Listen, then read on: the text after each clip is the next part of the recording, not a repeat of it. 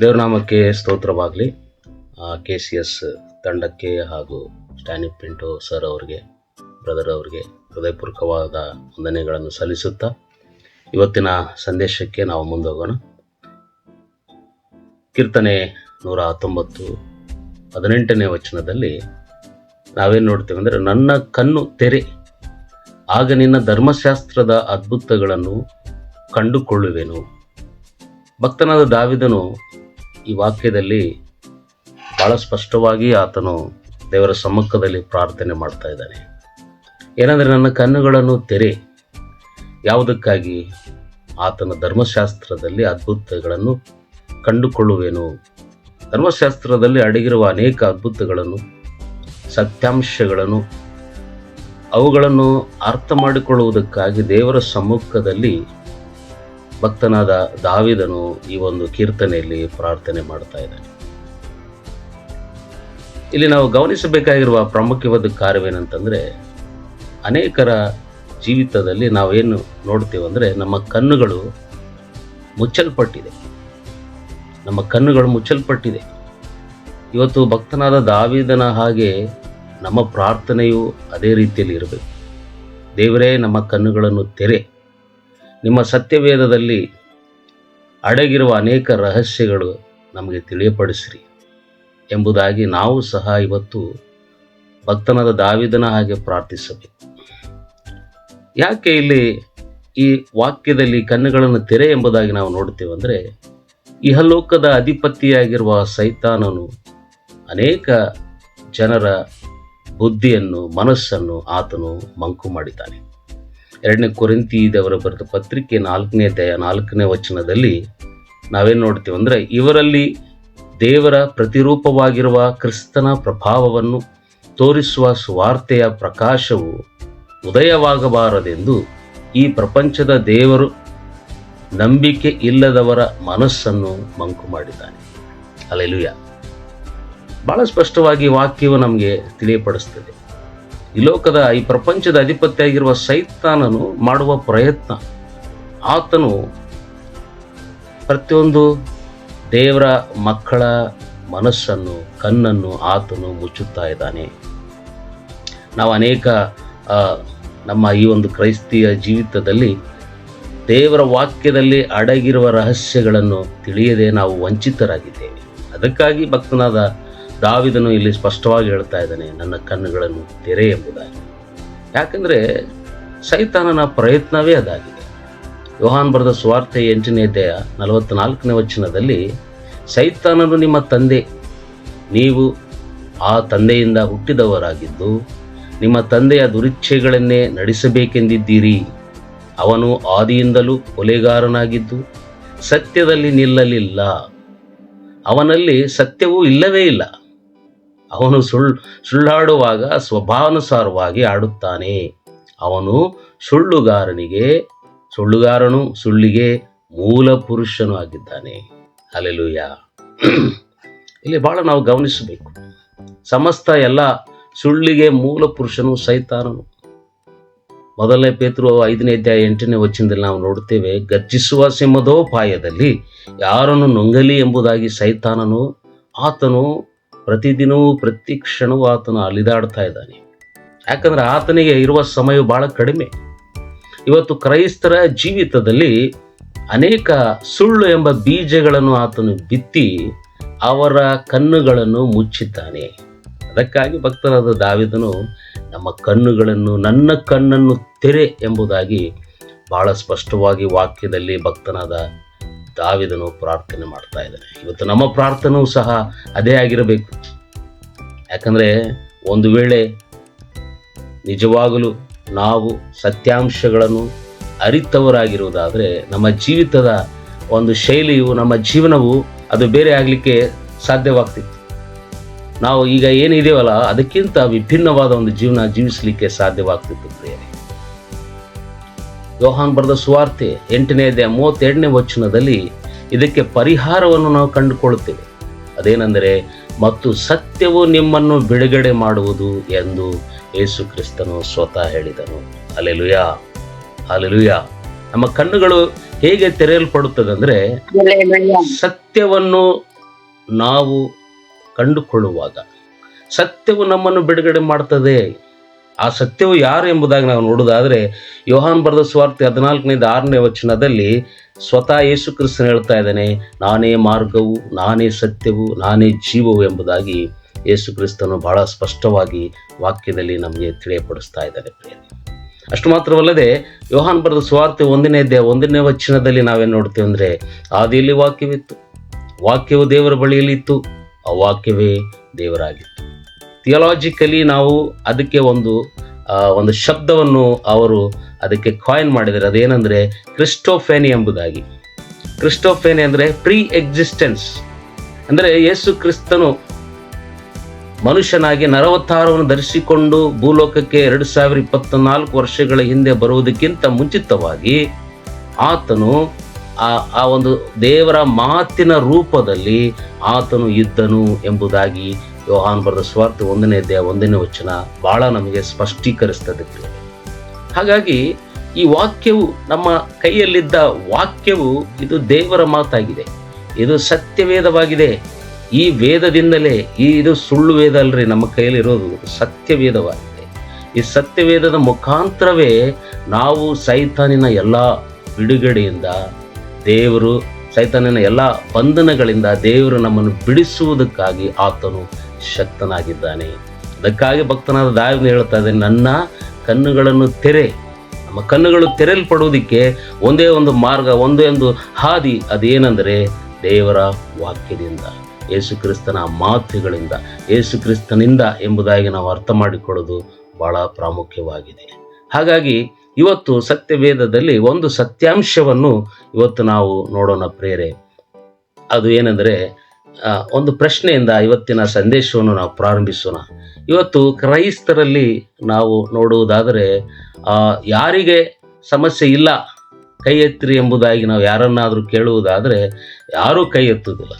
ಯಾಕಂದರೆ ಸಮಸ್ಯೆಗಳು ಇರುವರು ಎಲ್ಲರಿಗೆ ಸಮಸ್ಯೆ ಇದೆ.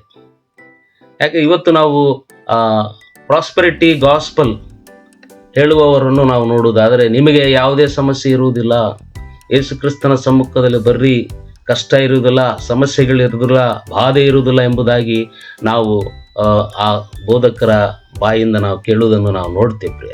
ಆದರೆ ಅದು ಸತ್ಯ ಅಲ್ರಿ.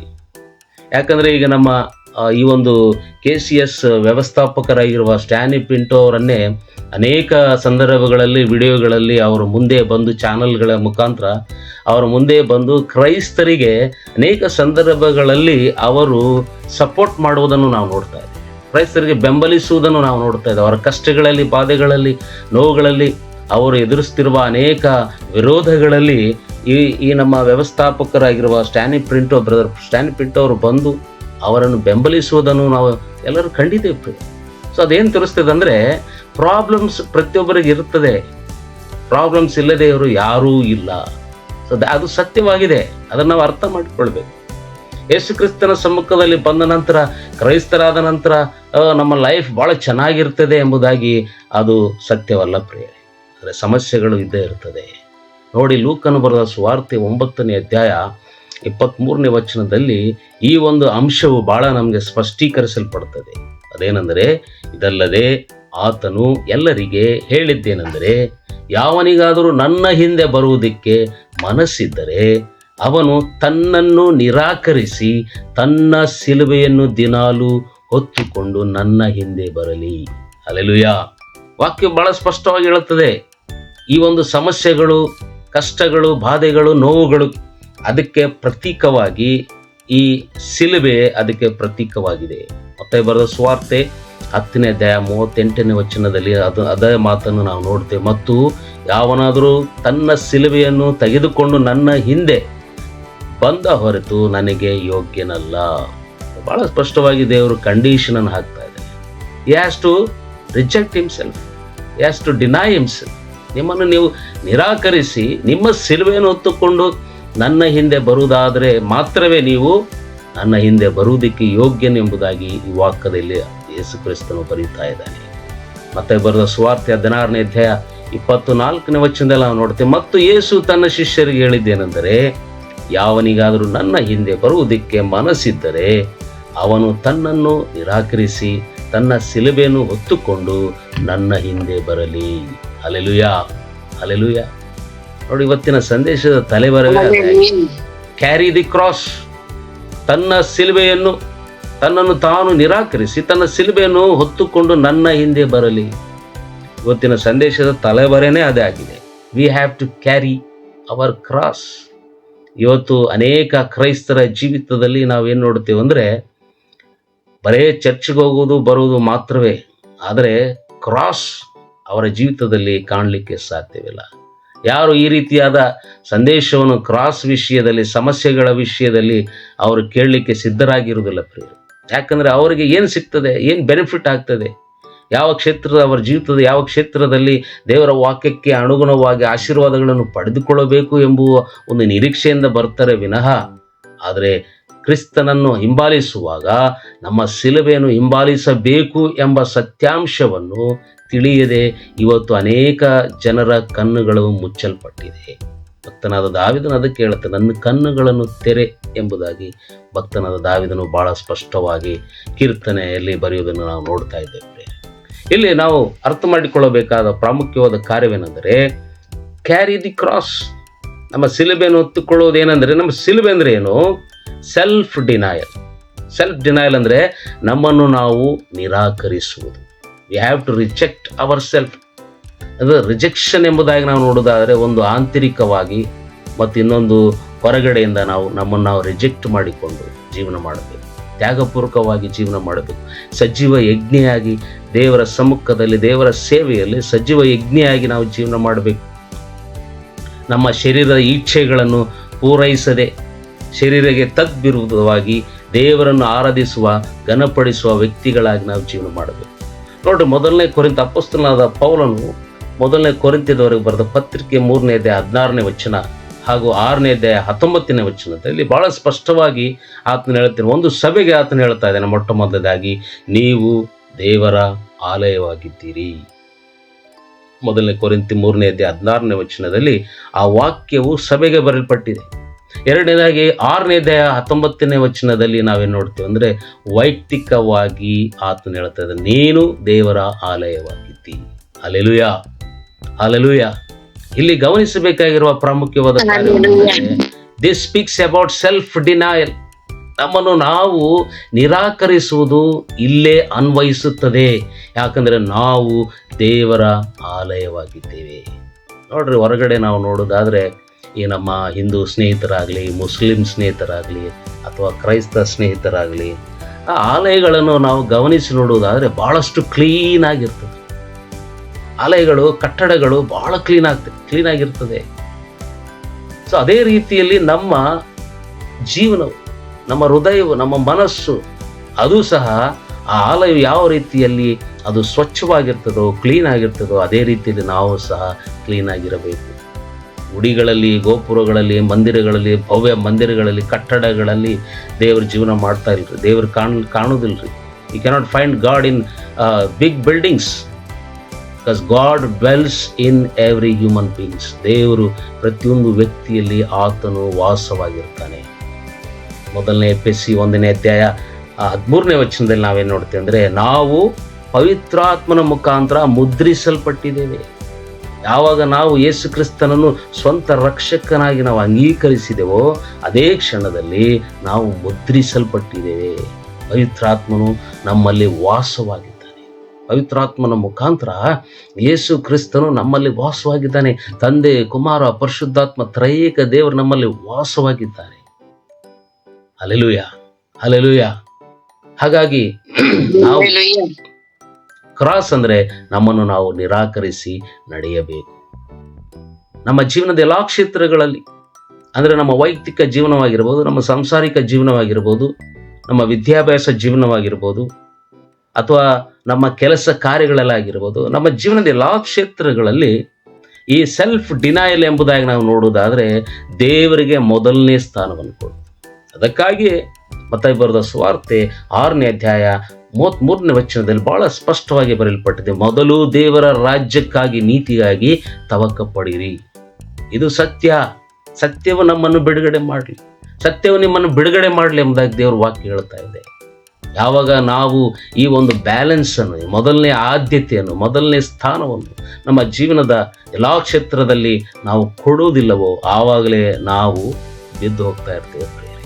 ಹಾಗಾಗಿ ಸೆಲ್ಫ್ ಡಿನೈಲ್ ಅಂದರೆ, ನಮ್ಮನ್ನು ನಾವು ನಿರಾಕರಿಸುವುದಂದರೆ, ಸಿಲುಬೆ ಅಂದರೆ ದೇವರಿಗೆ ಮೊದಲನೇ ಸ್ಥಾನವು ನಮ್ಮ ಜೀವಿತದಲ್ಲಿ ಕೊಡುವುದು ಎಲ್ಲ ಕ್ಷೇತ್ರದಲ್ಲಿ. ಹಲ್ಲೆಲೂಯ.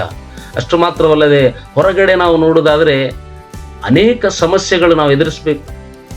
ನೋಡ್ತಾ ಇದ್ದೇವೆ, ಈ ಒಂದು ಚಾನಲ್ನ ಉದ್ದೇಶವೇ ನಾನು ಅನೇಕ ದಿನಗಳಿಂದ ನೋಡ್ತಾ ಇದ್ದೇನೆ. ಎಲ್ಲೆಲ್ಲಿ ಕ್ರೈಸ್ತರಿಗೆ ಸಮಸ್ಯೆಗಳು ಇರ್ತದೆ ಅಲ್ಲೆಲ್ಲೆಲ್ಲ ಈ ವ್ಯವಸ್ಥಾಪಕರು ಅವರಿಗೆ ಆದರಣೆಯ ಮಾತುಗಳಾಗಲಿ ಮತ್ತು ಬೇರೆ ರೀತಿಯಾದ ಸಹಾಯಗಳನ್ನು ಅವ್ರು ಮಾಡ್ತಾ ಇದ್ದಾರೆ. ಇಲ್ಲಿ ಗಮನಿಸಬೇಕಾಗಿರೋ ಕಾರ್ಯವೇನೆಂದರೆ, ಹೊರಗಡೆಯಿಂದ ಅನೇಕ ಸಮಸ್ಯೆಗಳು ಬರ್ತದೆ. ಯಾಕಂದರೆ ಯೇಸು ಕ್ರಿಸ್ತನನ್ನು ಅರಿಯದ ವ್ಯಕ್ತಿ ಆತನು ಸೈತಾನನ್ನು ಹಿಂಬಾಲಿಸುವ ವ್ಯಕ್ತಿಯಾಗಿದ್ದಾನೆ. There is no neutrality in Christianity, ಒಂದು ಈ ಕಡೆ ಅಥವಾ ಆ ಕಡೆ. ಕೆಲವೊಂದು ಜನರು ಹೇಳ್ತಾರೆ, ನಾನು ಆ ಕಡೆನೂ ಇಲ್ಲ, ನಾನು ಈ ಕಡೆನೂ ಇಲ್ಲ ಎಂಬುದಾಗಿ ಹೇಳ್ತಾರೆ. ಆದರೆ ಸುಳ್ಳು. ನೀನು ಕ್ರಿಸ್ತನನ್ನು ಅರಿಯದೇ ಇದ್ದರೆ, ಕ್ರಿಸ್ತನು ನಮ್ಮ ಜೀವಿತದಲ್ಲಿ ಇರದೇ ಇದ್ದರೆ, definitely and 100% we are in Satan ಎಂಬುದಾಗಿ ನಾವು ಅರ್ಥ ಮಾಡಿಕೊಳ್ಳಬೇಕು.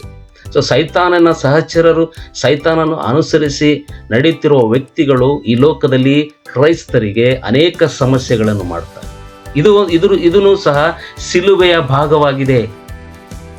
ಆಂತರಿಕವಾದ ಒಂದು ಸಿಲುಬೆ ನಾವು ಇಲ್ಲಿವರೆಗೆ ನಾವು ನೋಡಿದ್ದೇವೆ. ಈಗ ಹೊರಗಡೆಯಿಂದ ಬರುವ ಸಮಸ್ಯೆಗಳು, that is also the cross.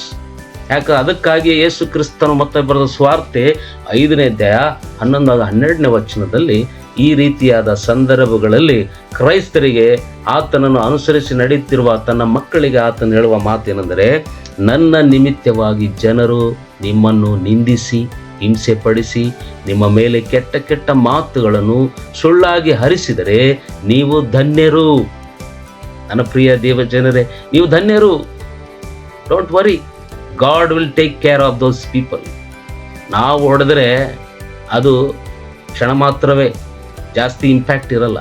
ಆದರೆ ದೇವರು ಅದನ್ನು ಮುಂದಾಳತೆಯನ್ನು ವಹಿಸಿಕೊಂಡು ದೇವರಿಗೆ ನಾವು ಒಪ್ಪಿಸಿಕೊಡುವಾಗ ದೇವರು ಅದನ್ನು ನೋಡಿಕೊಳ್ತಾರೆ.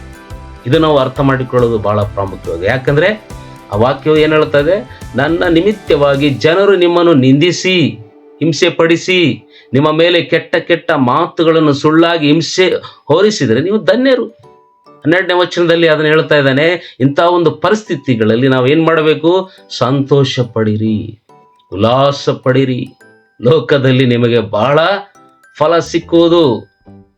ನಿಮಗಿಂತ ಮುಂಚೆ ಇದ್ದ ಪ್ರವಾದಿಗಳನ್ನು ಹೀಗೆಯೇ ಹಿಂಸೆ ಪಡಿಸಿದರಲ್ಲ. ಹಲ್ಲೆಲೂಯಾ. ಚರಿತ್ರೆಯಲ್ಲಿ ನಾವು ನೋಡುವುದಾದರೆ, ಒಂದು ಕ್ರೈಸ್ತಿಯ ಚರಿತ್ರೆಯಲ್ಲಿ ಸುಮಾರು 5,000-6,000 ವರ್ಷದ ಚರಿತ್ರೆ. We are very lucky. ಯಾಕೆಂದರೆ ಅಷ್ಟು ವರ್ಷದ ಚರಿತ್ರೆ ಈಗ ನಮಗೆ ಅವೈಲೇಬಲ್ ಇದೆ, ನಮಗೆ ಸಿಗ್ತಾ ಇದೆ. ಅದರಲ್ಲಿ ನಾವು ಧ್ಯಾನ ಮಾಡಬಹುದು. ಚರಿತ್ರೆಯಲ್ಲಿ ನಾವು ನೋಡಬಹುದು ಯಾವ ರೀತಿಯಲ್ಲಿ ದೊಡ್ಡ ದೊಡ್ಡ ಸೇವಕರನ್ನು ಹಿಂಸೆ ಪಡಿಸಿದ್ದಾರೆ. ಅದಕ್ಕಾಗಿ ದೇವರು ಇವತ್ತು ನಮಗೆ ಉತ್ಸಾಹ ಪಡಿಸ್ತಾ ಇದ್ದಾರೆ. ಸಂತೋಷ ಪಡಿರಿ, ಉಲ್ಲಾಸ ಪಡಿರಿ, ಪರಲೋಕದಲ್ಲಿ ನಿಮಗೆ ಬಹಳ ಫಲ ಸಿಗ್ತದೆ. ಯೋಹಾನ ಬರೆದ ಸುವಾರ್ತೆ 16ನೇ ಅಧ್ಯಾಯ 33ನೇ ವಚನದಲ್ಲಿ ಬರೆಯಲ್ಪಟ್ಟಿದೆ, ನೀವು ನನ್ನಲ್ಲಿದ್ದು ಮಾನಶಾಂತಿಯನ್ನು ಹೊಂದಿದವರಾಗಿರಬೇಕೆಂದು ಇದನ್ನೆಲ್ಲ ನಿಮಗೆ ಹೇಳುತ್ತೇನೆ. ಲೋಕದಲ್ಲಿ ನಿಮಗೆ ಸಂಕಟ ಉಂಟು, ಧೈರ್ಯವಾಗಿರಿ, ನಾನು ಲೋಕವನ್ನು ಜಯಿಸಿದ್ದೇನೆ ಎಂದು ಹೇಳಿದನು. Hallelujah, hallelujah. ಬಹಳ ಸ್ಪಷ್ಟವಾಗಿ ದೇವರು ನಮಗೆ ಹೇಳ್ತಾ ಇದ್ದಾರೆ, ಧೈರ್ಯವಾಗಿರ್ರಿ. ಸಂಕಟ ಉಂಟು, ಸಮಸ್ಯೆಗಳು ಉಂಟು. ಆ ಸಂಕಟವೇನು? ಸಿಲುಬೆ, ಕ್ರಾಸ್. ಅದನ್ನು ನಾವು ಹೊತ್ತುಕೊಂಡು ಹೋಗಬೇಕು. It's A cross for us. ನಾನು ಸುಮಾರು 25 ವರ್ಷಗಳಿಂದ ಯೇಸು ಕ್ರಿಸ್ತನನ್ನು ನಾನು ಹಿಂಬಾಲಿಸ್ತಾ ಇದ್ದೇನೆ. 19ನೇ ವಯಸ್ಸಿನಿಂದ ಟೀನ್ ಏಜ್ನಲ್ಲೇ ನಾನು ಯೇಸು ಕ್ರಿಸ್ತನನ್ನು ಅಂಗೀಕರಿಸಿಕೊಂಡು, ಸ್ವಂತ ರಕ್ಷಕನಾಗಿ ಅಂಗೀಕರಿಸಿಕೊಂಡು ನಾನು ಯೇಸು ಕ್ರಿಸ್ತನನ್ನು ಹಿಂಬಾಲಿಸ್ತೀನಿ. ಇವತ್ತಿಗೆ 25 ವರ್ಷ ಆಗಿದೆ. 25 ವರ್ಷಗಳಲ್ಲಿ ಅನೇಕ ಸಮಸ್ಯೆಗಳನ್ನು ನಾನು ಎದುರಿಸಿದೆ. ಸೊ ನಾನು ಧೈರ್ಯವಾಗಿ ಹೇಳುತ್ತೇನೆ, ಎಲ್ಲ ಸಂದರ್ಭಗಳಲ್ಲಿ, ಸಮಸ್ಯೆಗಳಲ್ಲಿ ನಾನು ಧನ್ಯನಾಗಿದ್ದೇನೆ. ನಾನು ಇನ್ನೂ ಕುಗ್ಗಿ ಹೋಗದೆ ದೇವರು ಈ ಸಮಸ್ಯೆಗಳಲ್ಲಿ ನನ್ನನ್ನು ಮುಂದೆ ತೆಗೆದುಕೊಂಡು ಬಂದಿದ್ದಾನೆ. ಹಲ್ಲೆಲೂಯಾ. ಅಲ್ಲಿ ನನ್ನ ಸಾಕ್ಷಿ ಹೇಳಬೇಕಾದ್ರೆ I am A 9th standard ನಾನು ಫೇಲ್ ಆಗಿದ್ದ ವ್ಯಕ್ತಿ ಆಗಿದ್ದೆ. 9th standard fail. ಯಾಕಂದ್ರೆ ಲೌಕಿಕವಾಗಿ ಹೋಗಿದ್ದಕ್ಕಾಗಿ ನನ್ನ ಜೀವನ ಬೇರೆ ಹಾದಿಯಲ್ಲಿ ಹಿಡಿದಿತ್ತು ಪ್ರಿಯ. ಆದರೆ ಯಾವಾಗ ನಾನು ಯೇಸು ಕ್ರಿಸ್ತನನ್ನು ಅಂಗೀಕರಿಸಿದನೋ, ನಾನು ಮತ್ತೆ ತಿರುಗಿ ನಾನು ಎಕ್ಸಾಮ್ ಕಟ್ಕೊಂಡು 10th ಪಾಸ್ ಆಗಿ ನಾನು ಸಿವಿಲ್ ಇಂಜಿನಿಯರನ್ನು ಮುಗಿಸ್ಕೊಂಡು ಇವತ್ತು ಇಂಜಿನಿಯರ್ ಆಗಿ ಒಂದು ಕನ್ಸ್ಟ್ರಕ್ಷನ್ ಕಂಪ್ನಿಯನ್ನು ನಡೆಸುತ್ತಾ ಒಂದು ಕಡೆ ಸೇವೆ ಮಾಡುತ್ತಾ ಎರಡು ಕ್ಷೇತ್ರದಲ್ಲಿ ದೇವರು ನನ್ನನ್ನು ಮುಂದೆ ಹೋಗ್ಲಿಕ್ಕೆ ದೇವರು ಸಹಾಯ ಮಾಡ್ತಾ ಇದ್ದಾರೆ.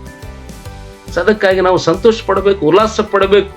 ಯಾಕಂದ್ರೆ ಪರಲೋಕದಲ್ಲಿ ನಮಗೆ ಬಹಳ ಫಲ ಸಿಕ್ಕುತ್ತದೆ ಪ್ರಿಯರೇ. ಕ್ರೈಸ್ತೀಯ ಜೀವನ ಅಂದರೆ ಆರ್ ಸ್ಟ್ಯಾನ್ಲಿ ಅವರು ಹೇಳಿದ ಮಾತೇನೆಂದರೆ, Christian life is not the bed of roses, it is the rose among the thorns ಎಂಬುದಾಗಿ ಬಹಳ ಸ್ಪಷ್ಟವಾಗಿ ಹೇಳಿದ್ದಾರೆ.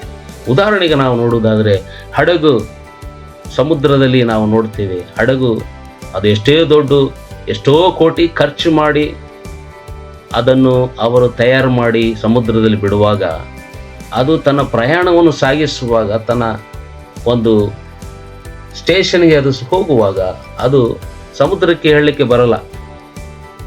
ಶಾಂತವಾಗಿರು, ಸಮಾಧಾನವಾಗಿರು, ಯಾವುದೇ ರೀತಿಯಾದ ಅಲೆಗಳು ಬರಬಾರದು, ತುಫಾನ್ ಬರಬಾರದು, ಮಳೆ ಬರಬಾರದು, ಗುಡುಗು ಮಿಂಚು ಇರಬಾರದು. ನಾನು ನನ್ನ ಸ್ಟೇಷನ್ಗೆ ನಾನು ಹೋಗ್ತಾ ಇದ್ದೇನೆ ಎಂಬುದಾಗಿ ಹಡಗು ಸಮುದ್ರಕ್ಕೆ ಹೇಳಲಿಕ್ಕೆ ಬರಲ್ಲ ಪ್ರಿಯರೇ. ಯಾಕಂದರೆ ಎಷ್ಟೇ ಖರ್ಚಾಗಲಿ, ಅದು 1 ಲಕ್ಷದ ಹಡಗಾಗಲಿ, 1 ಕೋಟಿದ ಹಡಗಾಗಲಿ, ಯಾವುದೇ ರೀತಿಯಾದ ಹಡಗಿರಲಿ, ಸಮುದ್ರದಲ್ಲಿ ಇರುವ ಅಲೆಗಳು, ಸಮುದ್ರದಲ್ಲಿ ಇರುವ ತುಫಾನುಗಳು, ಸಮುದ್ರದಲ್ಲಿರುವ ಸುನಾಮಿಗಳು, ಸಮುದ್ರದಲ್ಲಿರುವ ಗಾಳಿ, ಬಿರುಗಾಳಿ, ಮಿಂಚು ಎಲ್ಲವೂ ಕಟ್ಟಿಟ್ಟ ಬುತ್ತಿ. So these are the things which cannot be avoided. ಅದೇ ರೀತಿಯಲ್ಲಿ ಕ್ರೈಸ್ತಿಯ ಜೀವಿತದಲ್ಲೂ ಸಹ ಅದೇ ರೀತಿಯಲ್ಲಿ ಇರ್ತದೆ ಪ್ರಿಯ. ಕಟ್ಟಿಟ್ಟ ಬುತ್ತಿ, ಸಮಸ್ಯೆಗಳು, ಬಾಧೆಗಳು, ನೋವುಗಳು, ಈ ಸಿಲುಬೆಯ ಒಂದು ಅನುಭವವು ನಾವು ಸಾಯುವವರೆಗೂ ಅದು ಇದ್ದೇ ಇರ್ತದೆ. ಆದರೆ ಲೋಕವನ್ನು ಅನುಸರಿಸಿ ನಡೀತಿರುವ ವ್ಯಕ್ತಿಗಳು, ಅವರು ಅನುಭವಿಸುತ್ತಿರುವ ಅಲೆಗಳು ಬೇರೆ. ಕ್ರೈಸ್ತರಾಗಿ ನಾವು ಯೇಸು ಕ್ರಿಸ್ತನನ್ನು ಅಂಗೀಕರಿಸಿ ನಡೆಯುವ ಹಾದಿಯಲ್ಲಿ ಬರುವ ಅಲೆಗಳು ಬೇರೆ ಆಗ್ತದೆ. ಇವೆರಡು ಕಟ್ಟಿಟ್ಟ ಬುತ್ತಿ. No one can avoid it. ಈಗ ಅನೇಕ ಪ್ರಾಸ್ಪರಿಟಿ ಗಾಸ್ಪಲ್ ಹೇಳುವವರು ಅದನ್ನೇ ಹೇಳುತ್ತಾರೆ, ಯೇಸು ಕ್ರಿಸ್ತನ ಬಳಿಗೆ ಬಲ್ರಿ, ನಿಮಗೆ ಶಾಂತಿ, ಸಮಾಧಾನ, ನೆಮ್ಮದಿ, ಕಷ್ಟವೇ ಇಲ್ಲ, ಬಾಧೆ ಇಲ್ಲ, ನೋವಿಲ್ಲ, ನೀವು ಸಿಲುಬೆಯನ್ನು ಹೊತ್ತುಕೊಂಡು ಹೋಗುವ ಅವಶ್ಯಕತೆಯೇ ಇಲ್ಲ ಎಂಬುದಾಗಿ ಬಹಳಷ್ಟು ಜನರು ಇವತ್ತು ಹೇಳ್ತಾರೆ. ಆದರೆ ವಾಕ್ಯವು ಅದನ್ನು ಹೇಳ್ತಾ ಇಲ್ಲ. ಲೋಕದಲ್ಲಿ ನಿಮಗೆ ಸಂಕಟ ಉಂಟು, ಧೈರ್ಯವಾಗಿರಿ, ನಾನು ಲೋಕವನ್ನು ಜಯಿಸಿದ್ದೇನೆ ಎಂಬುದಾಗಿ ಯೇಸು ಕ್ರಿಸ್ತನು ಬಹಳ ಸ್ಪಷ್ಟವಾಗಿ ಹೇಳ್ತಾ ಇದ್ದಾನೆ. ಒಂದು ದಿನ ಯೇಸು ಕ್ರಿಸ್ತನು ಸಮುದ್ರದಲ್ಲಿ ಹಡಗಿನಲ್ಲಿ ಪ್ರಯಾಣ ಮಾಡ್ತಾ ಇದ್ದ. ಮತ್ತೆ ಬರುವ ಸುವಾರ್ತೆ 4ನೇ ಅಧ್ಯಾಯ 35ರಿಂದ 41ನೇ ವಚನದಲ್ಲಿ ನಾವು ನೋಡ್ತಾ ಇದ್ದೇವೆ. ಆಗ ಬಹಳ ದೊಡ್ಡ ಬಿರುಗಾಳಿ ಬರ್ತದ್ರಿ. ಶಿಷ್ಯರು ಬಹಳಷ್ಟು ಅವರು ಸಮಸ್ಯೆಗೆ ಒಳಗಾಗ್ತಾರೆ. ಸ್ವಾಮಿ, ನಾವು ಸತ್ತು ಹೋಗ್ತೇವೆ, ನಮ್ಮನ್ನು ಬದುಕಿಸಿರಿ. ಸಮುದ್ರದ ನೀರು, ದೊಡ್ಡ ದೊಡ್ಡ ಅಲೆಗಳು ಬಂದು ಎಲ್ಲ ಹಡಗಿನಲ್ಲಿ ನೀರು ತುಂಬ್ತಾ ಇದೆ, ಹಡಗು ಮುಳುಗಿ ಹೋಗ್ತದೆ, ಉರುಳುತ್ತದೆ, ನಾವು ಸತ್ತು ಹೋಗ್ತೇವೆ ಎಂಬುದಾಗಿ ಆ ಶಿಷ್ಯರು ಯೇಸು ಕ್ರಿಸ್ತನನ್ನು ಹೇಳುವಾಗ, ಅಲ್ಲಿ ಯೇಸು ಕ್ರಿಸ್ತನು ಮಲಗಿದ್ದನು ಹಡಗಿನಲ್ಲಿ. ಹಲ್ಲೆಲೂಯಾ. ಮಲಗಿರುವ ಯೇಸು ಕ್ರಿಸ್ತನ ಎದ್ದು ಆತನು ಹೇಳ್ತಾನೆ, ಸಮುದ್ರವೇ ಶಾಂತವಾಗಿರು ಎಂಬುದಾಗಿ ಹೇಳ್ತಾನೆ. ಸೊ ಇದು ಏನು ತೋರಿಸ್ತದೆ ಅಂದರೆ, ನಮ್ಮ ಜೀವನವು ಒಂದು ಸಮುದ್ರವಾಗಿದೆ, ಒಂದು ಹಡಗಾಗಿದೆ. ಸಮುದ್ರದಲ್ಲಿ ಪ್ರಯಾಣಿಸುವ ಹಡಗು ನಮ್ಮ ಜೀವನವಾಗಿದೆ. ಈ ಒಂದು ಜೀವನದಲ್ಲಿ ಈ ಒಂದು ಸಮುದ್ರದ ಅಲೆಗಳು, ಸಮಸ್ಯೆಗಳು, ಬಾಧೆಗಳು, ನೋವುಗಳು, ಸುನಾಮಿಗಳು, ತುಫಾನುಗಳು, ಗುಡುಗು, ಮಿಂಚು, ಮಳೆ, ಅದೆಲ್ಲ ಕಾಮನ್ ಆಗಿರ್ತದೆ, ಅದು ಇದ್ದೇ ಇರ್ತದೆ. ಅದನ್ನು ಯಾರು ನಿಲ್ಲಿಸಲಿಕ್ಕೆ ಸಾಧ್ಯವಾಗಿಲ್ಲ. ಓನ್ಲಿ ಡಿಫರೆನ್ಸ್ ಇಸ್ ದ್ಯಾಟ್ ಯೇಸು ಕ್ರಿಸ್ತನು ಈ ಹಡಗಿನಲ್ಲಿ ಇರಬೇಕು, ಯೇಸು ಕ್ರಿಸ್ತನು ಈ ಜೀವಿತದಲ್ಲಿ ಇರಬೇಕು. ಯೇಸು ಕ್ರಿಸ್ತನು ನಮ್ಮ ಜೀವಿತದಲ್ಲಿ, ನಮ್ಮ ಹೃದಯದಲ್ಲಿ ಇರುವುದಾದರೆ, ಎಷ್ಟೇ ದೊಡ್ಡ ಸುನಾಮಿ ಇರಲಿ, ಎಷ್ಟೇ ದೊಡ್ಡ ಸೈಕ್ಲೋನ್ ಇರಲಿ, ಎಷ್ಟೇ ದೊಡ್ಡ ಗುಡುಗು ಮಿಂಚು ಎಷ್ಟೇ ಇರಲಿ, ಯೇಸು ಕ್ರಿಸ್ತನು ನಮ್ಮ ಜೊತೆಗಿರುವುದಾದರೆ ಯಾವುದು ನಮ್ಮನ್ನು ಕೆಳಗೆ ಇಳಿಸಲಿಕ್ಕೆ ಸಾಧ್ಯವಿಲ್ಲ. That is the difference. ಅದಕ್ಕಾಗಿ ಯೇಸು ಕ್ರಿಸ್ತನು ಹೇಳ್ತಾ ಇದ್ದಾನೆ, ನೀವೇನು ಮಾಡ್ರಿ, ಸಂತೋಷ ಪಡಿರಿ, ಉಲ್ಲಾಸ ಪಡಿರಿ, ಪರಲೋಕದಲ್ಲಿ ನಿಮಗೆ ಬಹಳ ಫಲ ಸಿಕ್ಕುವುದು, ನಾನು ನಿಮ್ಮ ಜೊತೆಗೆ ಇದ್ದೇನೆ ಎಂಬುದಾಗಿ ಯೇಸು ಕ್ರಿಸ್ತನು ನಮಗೆ ಆತನು ಇವತ್ತು ಸ್ಪಷ್ಟವಾಗಿ ಹೇಳ್ತಾ ಇದ್ದಾನೆ ಸಿಲುಬೆಯ ವಿಷಯದಲ್ಲಿ. Don't fear. ಎಷ್ಟೇ ಸಮಸ್ಯೆಗಳು ಜನರು ಮಾಡಲಿ, ಕೇವಲ ನಮ್ಮ ಪ್ರಾಣವನ್ನು ನಷ್ಟಪಡಿಸುವ ವ್ಯಕ್ತಿಗೆ ಹೆದರುವುದಕ್ಕಿಂತ ನಮ್ಮ ಆತ್ಮ ಹಾಗೂ ಪ್ರಾಣವನ್ನು ನಷ್ಟಪಡಿಸುವ ವ್ಯಕ್ತಿಗೆ ನಾವು ಹೆದರಬೇಕು. Hallelujah, hallelujah. ನೋಡಿ, ಅಪೊಸ್ತಲನಾದ ಪೌಲನು ಆತನ ಸೇವಾ ಜೀವಿತದಲ್ಲಿ ನಾವು ನೋಡುವುದಾದ್ರೆ ಅನೇಕ ಸಮಸ್ಯೆಗಳನ್ನು ಆತನು ಎದುರಿಸಿದನು. ಮೊದಲನೇ ಕೊರಿಂಥಿ 4ನೇ ಅಧ್ಯಾಯ 11-13 ನಾವು ನೋಡುವುದಾದ್ರೆ ಅಲ್ಲಿ ನಾವು ನೋಡುತ್ತೇವೆ, ನಾವು ಮಾನಹೀನರು, ಈ ಗಳಿಗೆಯವರೆಗೂ ನಾವು ಹಸಿದವರು, ಬಾಯಾರಿಕೆ ಉಳ್ಳವರು, ಮೈಗೆ ವಸ್ತ್ರವಿಲ್ಲದವರು, ಗುದ್ದು ತಿನ್ನುವರು, ಮನೆಯಲ್ಲಿದ್ದವರು, ಸ್ವಂತ ಕೈಗಳಿಂದ ಕೆಲಸ ಮಾಡಿ ದುಡಿಯುವವರು ಆಗಿದ್ದೇವೆ. ಬಯಸಿಕೊಂಡು ಹಾರಿಸುತ್ತೇವೆ, ಹಿಂಸೆ ಪಟ್ಟು ಸಹಿಸಿಕೊಳ್ಳುತ್ತೇವೆ, ಅಪಕೀರ್ತಿ ಹೊಂದು ಆಧರಿಸುತ್ತೇವೆ. ನಾವು ಈಗಿನವರೆಗೂ ಲೋಕದ ಕಸವು ಎಲ್ಲಾದರೂ ಹೊಲಸೋ ಎಂಬಂತೆ ಆಗಿದ್ದೇವೆ. ಹಲ್ಲೆಲೂಯಾ. ಮೊದಲನೇ ಕೊರಿಂಥಿ 4ನೇ ಅಧ್ಯಾಯ 11-13 ವಚನದಲ್ಲಿ ಅಪೊಸ್ತಲನಾದ ಪೌಲನು ತನ್ನ ಪರಿಸ್ಥಿತಿಯನ್ನು ಜನರಿಗೆ ಅಲ್ಲಿಯ ಕೊರಿಂಥಿ ಸಭೆಗೆ ಆತನು ತಿಳಿಯಪಡಿಸ್ತಾ ಇದ್ದಾನೆ. ಆತನ ಸಿಲುಬೆ ಆಗಿತ್ತು. ಆತನು ಬಹಳ ಕೀಳಮಟ್ಟವಾಗಿದೆ. He was a missionary. ಅನೇಕ ಪತ್ರಗಳು, ಸುಮಾರು 13 ಪತ್ರಗಳನ್ನು ಆತನು ಸತ್ಯವೇದದಲ್ಲಿ ಬರೆದಿದ್ದಾನೆ. 13 ಪುಸ್ತಕಗಳನ್ನು ಆತನು ಬರೆದಿದ್ದಾನೆ. ಆ ವ್ಯಕ್ತಿಯ ಪರಿಸ್ಥಿತಿ ಏನಾಗಿತ್ತಂದ್ರೆ, ಸೆರೆಮನೆಯಲ್ಲಿ ಆತನನ್ನು ಹಾಕಿದರು, ಹರಿದ ಬಟ್ಟೆಗಳು, ತಿನ್ನಲಿಕ್ಕೆ ಊಟ ಇಲ್ಲ. ಸೊ ಅಂತಹ ರೀತಿಯಲ್ಲಿ ಆತನು ತನ್ನನ್ನು ತಾನು ನಿರಾಕರಿಸಿ ಸೇವೆ ಮಾಡಿದ್ದಾನೆ. ಇವತ್ತು ಕ್ರೈಸ್ತಿಯ ಜೀವಿತವು ನಿಮಗೆ ಸಮಸ್ಯೆಗಳು ಇಲ್ಲ, ಪ್ರಾಬ್ಲಮ್ ಫ್ರೀ ಲೈಫ್ ಎಂಬುದಾಗಿ ಅದು ಎಂದಿಗೂ ಪ್ರಾಮಿಸ್ ಮಾಡಲ್ಲ.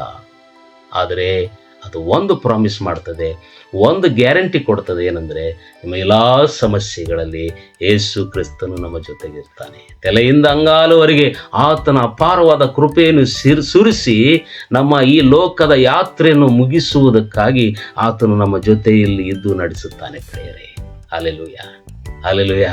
2ನೇ ಕೊರಿಂಥಿ 4ನೇ ಅಧ್ಯಾಯ 8-12 ವಚನದಲ್ಲಿ ಈ ಒಂದು ವಾಗ್ದಾನಗಳನ್ನು ನಾವು ಕಾಣಬಹುದು. ಸರ್ವ ವಿಧದಲ್ಲಿಯೂ ನಿಮಗೆ ಇಕ್ಕಟ್ಟು ಇದ್ದರೂ, ಇದನ್ನು ಓದಿಕೊಳ್ಳ್ರಿ ಬೇಕಾದ್ರೆ, ಸಮಸ್ಯೆಗಳು ಬಂದಾಗ. ಸರ್ವ ವಿಧದಲ್ಲಿ ನಿಮಗೆ ಇಕ್ಕಟ್ಟು ಇದ್ದರೂ ನಾವು ಅತಿ ಸಂಕಟ ಪಡುವುದಿಲ್ಲ. ಹಲ್ಲೆಲೂಯಾ.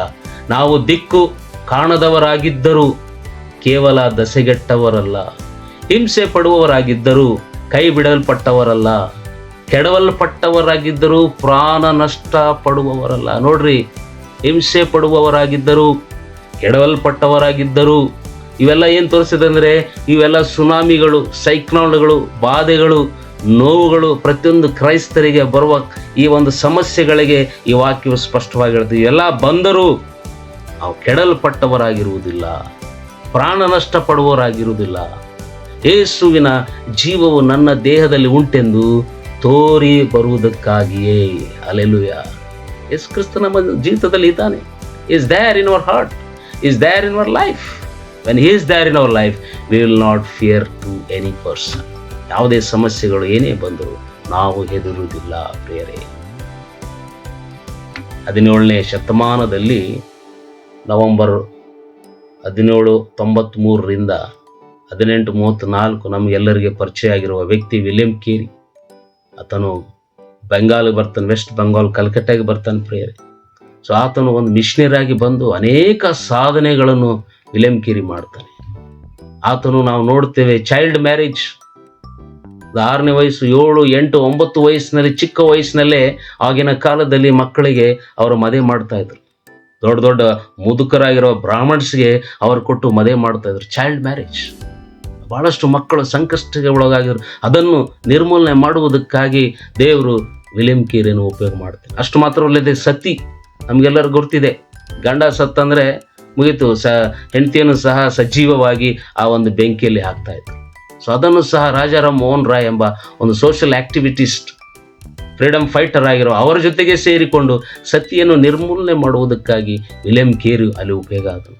ಅಷ್ಟು ಮಾತ್ರವಲ್ಲದೆ ಮಹಿಳೆಯರಿಗೆ ಆತನು ಕಾಲೇಜುಗಳನ್ನು ಓಪನ್ ಮಾಡಿದನು, ಬ್ಯಾಂಕ್ ಓಪನ್ ಮಾಡಿದನು, ಬೈಬಲನ್ನು ಆತನು ಟ್ರಾನ್ಸ್ಲೇಟ್ ಮಾಡಿದನು. ಅನೇಕ ಭಾಷೆಗಳಲ್ಲಿ ಬೈಬಲನ್ನು ಆತನು ಟ್ರಾನ್ಸ್ಲೇಟ್ ಮಾಡಿದನು. ಆತನ ಒಂದು ಸಾಧನೆಗಳನ್ನು ನೋಡಿದರೆ ಹಲವಾರು ಸಾಧನೆಗಳು.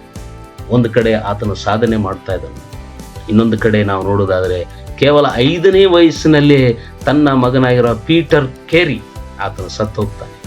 ಯಾಕಂದ್ರೆ ಅಲ್ಲಿರುವ ಒಂದು ಮಲೇರಿಯಾ ರೋಗದಿಂದ ಅಥವಾ ನಾನಾ ವಿಧವಾದ ಇಂಟೀರಿಯರ್ ಏರಿಯಾದಲ್ಲಿ ಅವರು ಸೇವೆ ಮಾಡುತ್ತಿರುವುದಕ್ಕಾಗಿ ಆಗಿನ ಕಾಲದಲ್ಲಿ ಇದ್ದ ಒಂದು ಮಾರಕ ರೋಗಗಳಿಂದ ಸರಿಯಾದ ಚಿಕಿತ್ಸೆ ಇಲ್ಲದೆ ತನ್ನ ಮಗನು 5ನೇ ವಯಸ್ಸಿನಲ್ಲಿ ಸತ್ತು ಹೋಗ್ತಾನೆ. ಆ 5ನೇ ವಯಸ್ಸಿನಲ್ಲಿ ಸತ್ತ ಮಗನನ್ನು ಕಂಡು ತಾಯಿ ಮೆಂಟಲ್ ಆಗ್ತಾಳ್ರಿ. ಸೊ ಈ ರೀತಿಯಾದ ಸಮಸ್ಯೆಗಳು, ಆಂತರಿಕವಾದ ಸಮಸ್ಯೆಗಳು, ಮನೆಗೆ ಆತನ ಸೇವೆ ಮಾಡಿಕೊಂಡು ಮನೆಗೆ ಬಂದು ಏನೋ ಬಹಳ ಕಷ್ಟವಾಗಿ ಹೊರಗಡೆ ಇರುವ ಎಲ್ಲ ಸಮಸ್ಯೆಗಳನ್ನ ಎದುರಿಸಿಕೊಂಡು ಮನೆಗೆ ಬಂದು ಸಮಾಧಾನವಾಗಿ ಒಂದು ಲೋಟ ಚಹಾ ಕುಡಿಬೇಕು ಅಥವಾ ನೀರು ಕುಡಿಬೇಕು ಎಂಬುದಾಗಿನೂ ಆತನಿಗೆ ಆಸ್ಪದವಿಲ್ಲ ಪ್ರಿಯರೇ. ಯಾಕಂದರೆ ಆತನ ಹೆಂಡತಿ ಮೆಂಟಲ್ ಆಗಿದ್ದರು. ನೀರು ಕೊಡುವವರು ಯಾರಿಲ್ಲ, ಚಹಾ ಕೊಡುವವರು ಯಾರಿಲ್ಲ. ಈ ರೀತಿಯಾದ ಒಂದು ಸಿಲುಬೆಯನ್ನು, ವೈಯಕ್ತಿಕವಾದ ಸಿಲುಬೆಯನ್ನು, ಆಂತರಿಕವಾದ ಸಿಲುಬೆಯನ್ನು ಹಾಗೂ ಆತನು ಹೊರಗಡೆ ಇರುವ ಎಲ್ಲ ಅಪೋಸಿಷನ್ ಎಂಬ ಸಿಲುಬೆಗಳನ್ನು ಹೊತ್ತುಕೊಂಡು ವಿಲಿಯಂ ಕೇರಿ ಆತನು ದೇವರ ರಾಜ್ಯದಲ್ಲಿ ಆತನು ಅನೇಕ ಸಾಧನೆಗಳು ಮಾಡಿದ್ದಾನೆ. ಹಾಗಾಗಿ ದೇವರು ಇವತ್ತು ನಮಗೆ ಹೇಳುತ್ತಿರುವ ಮಾತೇನೆಂದರೆ, ನಮ್ಮ ಸಾಧನೆ ಏನಾಗಿದೆ, ದೇವರ ರಾಜ್ಯದಲ್ಲಿ ನಮ್ಮ ಸಾಧನೆ ಏನಾಗಿದೆ. 12 ಶಿಷ್ಯರು ಯೇಸು ಕ್ರಿಸ್ತನು ಪುನರುತ್ಥಾನ ಹೊಂದಿಕೊಂಡು 40 ದಿನ ಯೇಸು ಕ್ರಿಸ್ತನು 12 ಶಿಷ್ಯರಿಗೆ ಕಾಣಿಸಿಕೊಂಡು ಅವರಿಗೆ ಉಪದೇಶ ಮಾಡಿದ್ದನ್ನು ನೋಡಿ ಅವರು 50ಮ ದಿನದಂದು ಪವಿತ್ರಾತ್ಮದ ಅಭಿಷೇಕವನ್ನು ಹೊಂದಿಕೊಂಡು ತಮ್ಮ ಪ್ರಾಣವನ್ನು ಕೊಡುವುದಕ್ಕಾಗಿ ಸಿದ್ಧವಾಗಿದ್ದರು. ದೇವರ ಒಂದು ಶುಭ ಸಂದೇಶಕ್ಕಾಗಿ, ಸುವಾರ್ತೆಗಾಗಿ. ಯಾಕಂದರೆ ಕಣ್ಣಾರೆ ಅವರು ಕಂಡರು ತಮ್ಮ ರಕ್ಷಕನಾದ ಯೇಸು ಕ್ರಿಸ್ತನ ಸತ್ತು ಊನಲ್ಪಟ್ಟು ಪಾತಾಳಕ್ಕೆ ಇಳಿದು 3ನೇ ದಿವಸದಲ್ಲಿ ಆತನು ಎದ್ದಿದ್ದನ್ನು ಅವರು ಕಂಡಿದ್ದಕ್ಕಾಗಿ they were ready to die. ಅವ್ರು ಯಾವುದೇ ಕಾರ್ಯಗಳಿಗೆ ಅವರು ಹೆದರಲಿಲ್ಲ ಪ್ರಿಯರೇ. ಯಾಕಂದರೆ ಅವರು ಕಣ್ಣಾರೆ ಯೇಸು ಕ್ರಿಸ್ತನನ್ನು ಕಂಡಿದ್ದಾರೆ. ಇಲ್ಲಿ ವಿಲಿಯಂ ಕೇರಿನೂ ಅದನ್ನೇ ಮಾಡ್ತಾ ಇದ್ದಾನೆ. ಆತನು expect great things from God, attempt great things from God. William Carey ದೇವರು ನಮ್ಮ ದೇವರಾಗಿದೆ. Is an unchanging god.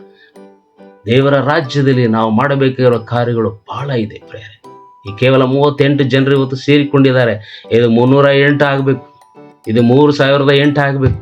ಹೆಚ್ಚಿನ ಜನರು ಸೇರಿಕೊಂಡು ದೇವರ ವಾಕ್ಯವನ್ನು ನಾವು ಪಡೆದುಕೊಂಡು ದೇವರ ರಾಜ್ಯದಲ್ಲಿ ಫಲಗಳನ್ನು ಕೊಡುವ ವ್ಯಕ್ತಿಗಳಾಗಿ ನಾವು ಮಾರ್ಪಡಿಸಬೇಕು. ಹಾಗಾಗಿ ಈ ಸಂದೇಶವನ್ನು ನಾನು ದೇವರಿಗೆ ಸಮರ್ಪಿಸ್ತೇನೆ. ನನ್ನ ಪ್ರಾರ್ಥನೆ ಏನಾಗಿದೆ ಅಂದರೆ, ಸತ್ಯವು ನಿಮ್ಮನ್ನು ಬಿಡುಗಡೆ ಮಾಡಲಿ. ಬನ್ನಿರಿ ನಾವು ಪ್ರಾರ್ಥನೆ ಮಾಡೋಣ. ಪರಿಶುದ್ಧನಾದ ದೇವನೇ, ಸ್ವಾಮಿ, ಒಡೆಯನೇ, ರಕ್ಷಕನೇ, ಈ ಒಂದು ಸಂದರ್ಭದಲ್ಲಿ ಅಪ್ಪ ತಂದೆ, ಈ ಸಂದೇಶವನ್ನು ನಿಮ್ಮ ಕೈಲೇ ಸಮರ್ಪಿಸ್ತೇವೆ ಸ್ವಾಮಿ. ಹೌದು ದೇವರೇ, ಭಕ್ತನಾದ ದಾವೀದನು ಹೇಳಿದ ಪ್ರಕಾರ ನಮ್ಮ ಕಣ್ಣುಗಳನ್ನು ತೆರೆ, ನಿಮ್ಮ ವಾಕ್ಯದಲ್ಲಿ ಅಡಗಿರುವ ರಹಸ್ಯಗಳನ್ನು ನಾವು ಗೂಢಾರ್ಥಗಳನ್ನು ಅರ್ಥ ಮಾಡಿಕೊಳ್ಳಬೇಕು, ನೋಡಬೇಕು ಅಪ್ಪ. ಹೌದು, ಈ ಸತ್ಯವೇದದಲ್ಲಿ ಸ್ವಾಮಿ ನಮ್ಮನ್ನು ನಾವು ನಿರಾಕರಿಸಿ ನಮ್ಮ ಸಿಲುಬೆಯನ್ನು ಹೊತ್ತುಕೊಂಡು ದಿನಾಲು ನಿಮ್ಮ ಹಿಂದೆ ಬರುವುದು ಅದು ಒಂದು ಸತ್ಯವಾಗಿದೆ ಸ್ವಾಮಿ. ಸಮುದ್ರದ ಅಲೆಗಳು ಎಷ್ಟು ನಿಜವೋ ಅದೇ ರೀತಿಯಲ್ಲಿ ಕ್ರೈಸ್ತರಿಗೆ ವೈಯಕ್ತಿಕವಾಗಿ ಹಾಗೂ ಲೌಕಿಕವಾಗಿ ಬರುವ ಸಮಸ್ಯೆಗಳು ಅಷ್ಟೇ ನಿಜ. ಆದರೆ ಎಲ್ಲ ಸಮಸ್ಯೆಗಳಲ್ಲಿ, ಸುನಾಮಿಗಳಲ್ಲಿ ನೀವು ನಮ್ಮ ಜೊತೆ ಇದ್ದೀರಿ ಎಂಬ ಒಂದು ರಹಸ್ಯವನ್ನು, ಗೂಢಾರ್ಥವನ್ನು, ಸತ್ಯಾಂಶವನ್ನು ನಮಗೆ ತಿಳಿಸಿಕೊಟ್ಟಿದ್ದಕ್ಕಾಗಿ ಸ್ತೋತ್ರವಾಗಲಿ ಸ್ವಾಮಿ. ತಂದೆ, ಸೇರಿ ಬಂದ ಪ್ರತಿಯೊಬ್ಬರನ್ನು ನಿಮ್ಮ ಕೈಲಿ ಸಮರ್ಪಿಸ್ತೇನೆ. ಈ ಚಾನಲ್ ವ್ಯವಸ್ಥಾಪಕರು ನಿಮ್ಮ ಕೈಲಿ ಸಮರ್ಪಿಸ್ತೇನೆ. ಈ ಸಂದೇಶವು ನಿಮ್ಮ ನಾಮ ಮಾತ್ರ ಮಹಿಮೆ ಆಗಲಿ ಸ್ವಾಮಿ. ವಾಕ್ಯವು ಕೇವಲ ಅಪ್ಪ ನಾವು ಹೇಳಿದ್ದೀವಿ ಸ್ವಾಮಿ, ಆದರೆ ಅಪ್ಪ ಈ ವಾಕ್ಯವು ಅದು ಫಲ ಕೊಡುವಂತೆ ನೀವು ಸಹಾಯ ಮಾಡಿ. ಎಲ್ಲವನ್ನು ನಿಮ್ಮ ಕೈಲಿ ಸಮರ್ಪಿಸುತ್ತಾ ಯೇಸುವಿನ ನಾಮದಲ್ಲಿ ಬೇಡ್ತೇವೆ ಸ್ವಾಮಿ. ಆಮೇಲೆ Amen, amen, amen, amen, amen. Praise the Lord, Pastor. Praise the Lord. Amen, amen. Amen. Praise the Lord, Pastor. Praise the Lord, Pastor. Praise the Lord, Pastor. Praise the Lord. Praise the Lord, Pastor. ಎಲ್ಲರಿಗೂ praise the Lord. Praise lord pastor, ಇದುವರೆಗೂ ತುಂಬಾ ಅದ್ಭುತಕರವಾಗಿ ವಾಕ್ಯದಲ್ಲಿ ನಡೆಸಿದ್ದೀರಾ. ದೇವರು ನಿಮ್ಮನ್ನು, ನಿಮ್ಮ ಕುಟುಂಬವನ್ನು, ನಿಮ್ಮ ಸೇವೆಯನ್ನು, ನಿಮ್ಮ ಕೆಲಸ ಕಾರ್ಯಗಳನ್ನು ದೇವರು ಹೇರಳವಾಗಿ ಆಶೀರ್ವದಿಸಲಿ. ಮತ್ತೊಂದು ಆವೃತ್ತಿ ತಂಡಕ್ಕೆ ಬಂದು ವಾಕ್ಯವನ್ನು ಹಂಚಬೇಕಾಗಿ ನಾವು ಕೇಳಿಕೊಳ್ಳುವಂತರಾಗಿದ್ದೇವೆ. ಪ್ರೈಸ್ ಲಾರ್ಡ್ ಪಾಸ್ಟರ್, ಇದೊಂದು ಸಮಯದಲ್ಲಿ ನಾವು ಪಾಸ್ಟರ್ ಅವರ ಕುಟುಂಬಕ್ಕೋಸ್ಕರ ನಾವು ದೇವರ ಸಮ್ಮುಖದಲ್ಲಿ ಪ್ರಾರ್ಥಿಸಿಕೊಳ್ಳುವಂತರಾಗಿರೋಣ. ಪರಿಶುದ್ಧನಾದ ದೇವ, ನಿಮ್ಗೆ ಸ್ತೋತ್ರ ಸ್ವಾಮಿ. ಇದೊಂದು ಸಮಯದಲ್ಲಿ ದೇವ ಕರ್ತನೆ, ಕರ್ತನೆ. ಇದುವರೆಗೂ ಸ್ವಾಮಿ ನಮ್ಮ ಮಧ್ಯದಲ್ಲಿ ಬಂದು ವಾಕ್ಯವನ್ನು ಹಂಚಿದಂತ ದೇವರೇ, ಪಾಸ್ಟರ್ ಅವ್ರ ಕುಟುಂಬನ ಆಶೀರ್ವದಿಸಿರಿ. ಅಪ್ಪ ಪವಿತ್ರಾತ್ಮನೇ, ಎಸೆಯ ನಿನ್ನ ಬಲದಿಂದ ನಿನ್ನ ಕರದಿಂದ ಸ್ವಾಮಿ ಇನ್ನೂ ಬಲವಾಗಿ ಕರ್ತನೆ ದೇವ ನೀನು ಉಪಯೋಗಿಸಿಕೊಳ್ಳಬೇಕಾಗಿ ಕೇಳಿಕೊಳ್ಳುವಂತರಾಗಿದ್ದೇವೆ ಸ್ವಾಮಿ. ಕರ್ತನೆ ಏಸಪ್ಪ, ನೀನು ಒಳ್ಳೆ ರಾಜನಾಗಿದ್ದೆಲ್ಲ ಸ್ವಾಮಿ. ಕುಟುಂಬದಲ್ಲಿರುವಂತ ಒಂದೊಂದು ಕರ್ತನೆ ವ್ಯಕ್ತಿಗಳನ್ನ ನಿನ್ನ ಹಸ್ತದಲ್ಲಿ ಒಪ್ಪಿಸಿಕೊಡುತ್ತಾ ಇದ್ದೇನೆ ದೇವ. ಅವ್ರು ಮಾಡುವಂತ ಕೆಲಸ ಕಾರ್ಯಗಳಲ್ಲಿ ಜಯ ಕೊಡಿರಿ ಸ್ವಾಮಿ. ಕರ್ತನೆ ಎಸೆಯ ಸ್ತೋತ್ರ. ನೀನೇ ಸ್ವಾಮಿ ಅವರ ಮಧ್ಯದಲ್ಲಿದ್ದು ಸ್ವಾಮಿ ನಡೆಸಬೇಕಾಗಿ ಕೇಳಿಕೊಳ್ಳುವಂತರಾಗಿದ್ದೇವೆ ಅಪ್ಪ. ಇನ್ನು ಅಭಿವೃದ್ಧಿಯಿಂದ ಅಭಿವೃದ್ಧಿಗೆ ಸಾಗಲಿಕ್ಕಾಗುವಂತೆ ಕರ್ತನೆ ಸೇವೆಯಲ್ಲೂ ಸ್ವಾಮಿ ನೀನೇ ಸಹಾಯಕನಾಗಿದ್ದು ದೇವ, ಮನೆಯಲ್ಲಿರುವಂತ ಎಲ್ಲಾ ಕೊರತೆಯನ್ನು ನೀಗಿಸಿ ಸ್ವಾಮಿ ಇನ್ನೂ ಬಲವಾಗಿ ಉಪಯೋಗಿಸಿಕೊಳ್ಳಬೇಕಾಗಿ ಯೇಸು ಕ್ರಿಸ್ತ ನಾಮದಲ್ಲಿ ಬೇಡಿ ಹೊಂದಿದ್ದೇವೆ ತಂದೆ, ಆಮೇನ್. ಇದೊಂದು ಸಮಯದಲ್ಲಿ ನಾವು ಪರಲೋಕದ ಪ್ರಾರ್ಥನೆಯನ್ನು ಹಾಗೂ ನನ್ನ ಮನವಿಯನ್ನು ಹೇಳಿಕೊಳ್ಳುವಂತರಾಗಿರೋಣ. ನಂತರ ಪಾಸ್ಟರ್ ಅವರು ಅಂತ್ಯಾಶೀರ್ವಾದ ಕೊಡುವಂತರಾಗಿದ್ದಾರೆ. ಪರಲೋಕದಲ್ಲಿರುವ ನಮ್ಮ ತಂದೆ, ನಿನ್ನ ನಾಮವು ಪರಿಶುದ್ಧವೆಂದು ಎಣಿಸಲ್ಪಡಲಿ. ನಿನ್ನ ರಾಜ್ಯವು ಬರಲಿ. ನಿನ್ನ ಚಿತ್ತವು ಪರಲೋಕದಲ್ಲಿ ನೆರವೇರುವ ಪ್ರಕಾರ ಭೂಲೋಕದಲ್ಲಿಯೂ ನೆರವೇರಲಿ. ನಮ್ಮ ಅನುದಿನದ ಆಹಾರವನ್ನು ಇವತ್ತು ದಯಪಾಲಿಸು. ನಮಗೆ ತಪ್ಪು ಮಾಡಿದವರನ್ನು ನಾವು ಕ್ಷಮಿಸಿದಂತೆ ನಮ್ಮ ತಪ್ಪುಗಳನ್ನು ಕ್ಷಮಿಸು. ನಮ್ಮನ್ನು ಶೋಧನೆಯೊಳಗೆ ಸೇರಿಸದೆ ಕೇಡಿನಿಂದ ನಮ್ಮನ್ನು ತಪ್ಪಿಸು. ರಾಜ್ಯವು ಬಲವು ನಿಮ್ಮದೇ. ನನ್ನ ಮನವೇ ಯೆಹೋವನನ್ನು ಕೊಂಡಾಡು. ನನ್ನ ಸರ್ವೇಂದ್ರಗಳೇ ಆತನ ಪವಿತ್ರ ನಾಮವನ್ನು ಕೀರ್ತಿಸಿರಿ. ನನ್ನ ಮನವೇ ಯೆಹೋವನನ್ನು ಕೊಂಡಾಡು. ಆತನ ಉಪಕಾರಗಳಲ್ಲಿ ಒಂದನ್ನು ಮರೆಯಬೇಡ. ಆಮೆನ್. ಅಷ್ಟರ ಅಂತ್ಯಾಶೀರ್ವಾದ ಕೊಡಿ. ತಂದೆ, ಕುಮಾರ, ಪರಿಶುದ್ಧಾತ್ಮ ಸಹವಾಸವು ಸೇರಿ ಬಂದ ನಮ್ಮೆಲ್ಲರೊಂದಿಗೆ ಇಂದಿಗೂ ಎಂದಿಗೂ ಇರಲಿ. Amen. Amen. Amen. Amen. Amen. Wonderful message. God bless you. Praise the Lord. Amen.